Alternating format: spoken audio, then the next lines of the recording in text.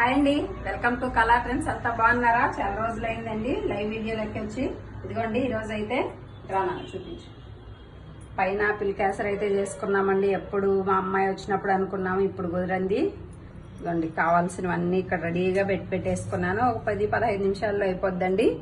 ఒక కప్పు రవ్వ, దానికి కొంచెం తక్కువ, ఒక 3/4 కప్పు పైన కొంచెం తక్కువ షుగరు. ఎక్కువ ఈక్వల్ గా తీసుకోకూడదండి పైనాపిల్. ఇది మన ఆప్షన్ అనమాట. హాఫ్ కప్ కావచ్చు, ఫుల్ కప్ కావచ్చు.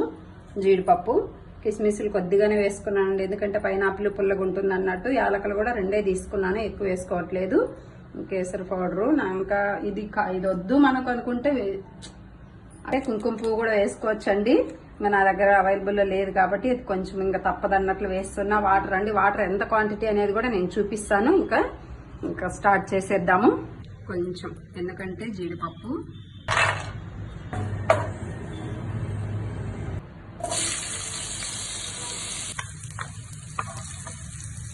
అయితే వేసేసుకున్నామండి. ఇంకా రవ్వ అయితే మళ్ళీ ఒకటి.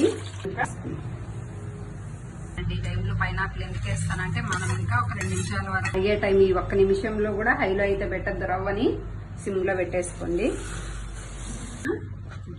వేసేసుకున్నామండి, పడిపడుతుంది కదండి. ఇప్పుడు ఇంకా షుగర్ వేసేసుకున్నాము. షుగర్ వేస్తుందండి, మళ్ళీ కాస్త జారుడు అవుతుంది.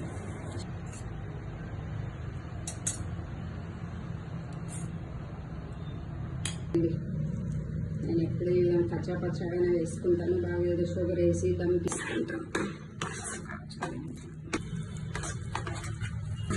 వేసుకున్నాం కదా, బయట పడిపోకూడదండి. దీన్ని చూసారు, పడిపోవాలన్నమాట. పెట్టుకున్నాం అనుకోండి, పడిపోవాలి. అంత నెయ్యి ఉండాలా, అప్పుడు ఇంకా అడిపో వచ్చేసింది అన్నట్టు మనకి చిన్న క్యూ అన్నమాట. చూడండి, పైనాపిల్ కేసరి అయితే రెడీ అయిపోయింది. చూసారా, గరిటకి అస్సలు అతుక్కోవట్లేదు.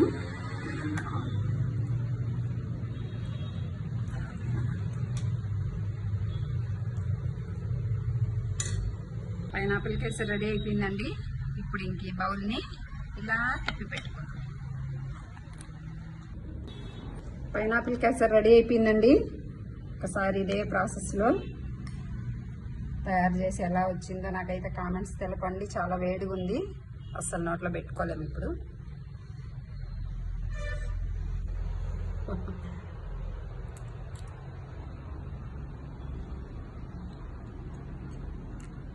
సూపర్ అండి. రావడం నాకు పైనాపిల్ ముక్క తగిలింది. మా అమ్మాయి ఈ వీడియో చూడాలి. మా అమ్మాయికి ఎంత ఇష్టమైన పైనాపిల్ కేసరి అయితే రెడీ అయిపోయిందండి.